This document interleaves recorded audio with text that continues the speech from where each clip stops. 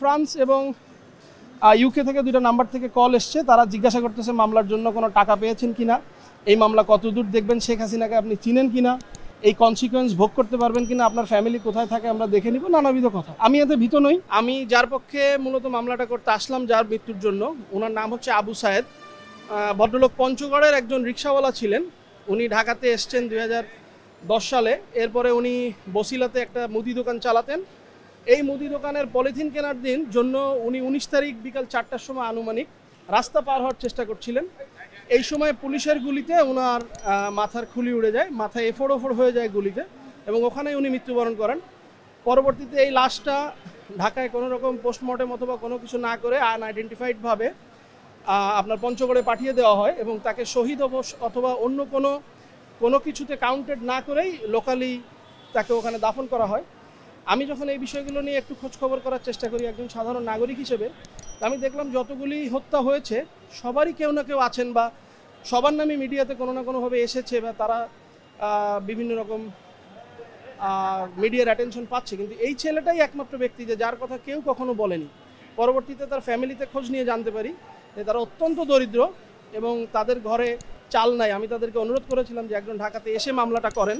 তো অবশেষে বিবেকের তাড়নায় আর থাকতে না পেরে আজকে এসে খুনি হাসিনার এগেনস্টে হত্যা মামলার জন্য আবেদন করেছি। মামলার প্রধান আসামি শেখ হাসিনা, এরপরে আওয়ামী লীগের সেক্রেটারি ওবায়দুল কাদের, এবং তারপরে শেখ হাসিনার খুনি পুলিশ বাহিনী, যারা আসলে এই খুনের এবং যে গুমের, শুধু তাই না, মানে জুলাইয়ের সমস্ত খুনের দায়ভার যে পুলিশ বাহিনীর কাছে, সেই পুলিশ বাহিনীর প্রধান সাবেক আইজিপি, সাবেক ডিএমপি কমিশনার, ডিএমপির সাবেক ডিবির অফিসার যারা ছিল তারা, এবং 3 জন রাজনৈতিক ব্যক্তিত্ব, স্বরাষ্ট্রমন্ত্রী ওবায়দুল কাদের এবং তৎকালীন বাংলাদেশের প্রধানমন্ত্রী শেখ হাসিনা।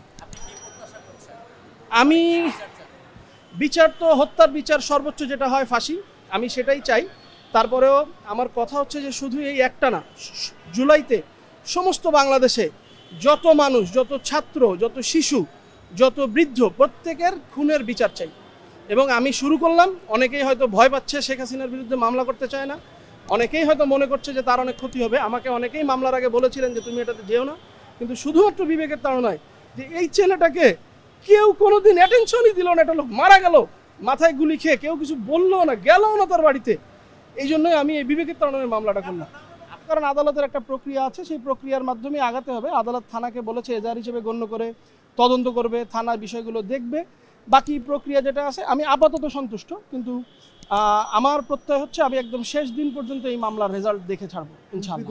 ফ্রান্স এবং ইউকে থেকে দুইটা নাম্বার থেকে কল এসছে। তারা জিজ্ঞাসা করতেছে মামলার জন্য কোনো টাকা পেয়েছেন কিনা, এই মামলা কতদূর দেখবেন, শেখ হাসিনাকে আপনি চিনেন কিনা, এই কনসিকোয়েন্স ভোগ করতে পারবেন কিনা, আপনার ফ্যামিলি কোথায় থাকে আমরা দেখে নিব, নানাবিধ কথা। আমি এতে ভীত নই, কারণ আমি জানি যে এরকম ভয়ভীতি দিয়েই তারা গত 17 বছর অন্যায়ভাবে এ দেশটাকে শোষণ করেছে এবং এতগুলো ছাত্র জনতার মৃত্যু ঘটিয়েছে।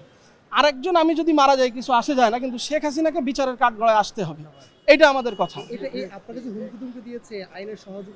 আমি এখনো আইনের সহযোগিতা চাওয়ার মতো গুরুত্বপূর্ণ মনে করছি না, কারণ এটা হচ্ছে গিয়ে যে কেউ একটা ফোন নাম্বার তুলে দুইটা কথা বিদেশ থেকে বলতেই পারে। আমি যদি আসলেই ফিল করি যে আমার নিরাপত্তার অভাব, আমি অবশ্যই বাংলাদেশ পুলিশের কাছে এটার জন্য সাহায্য প্রার্থনা করব, মানুষের কাছে আবেদন করব, যাদের আত্মীয়, যাদের বন্ধু, যাদের ভাই, যাদের বাচ্চা, যাদের বাবা, যাদের মা মারা গেছে, আপনারা প্রত্যেকে আসুন।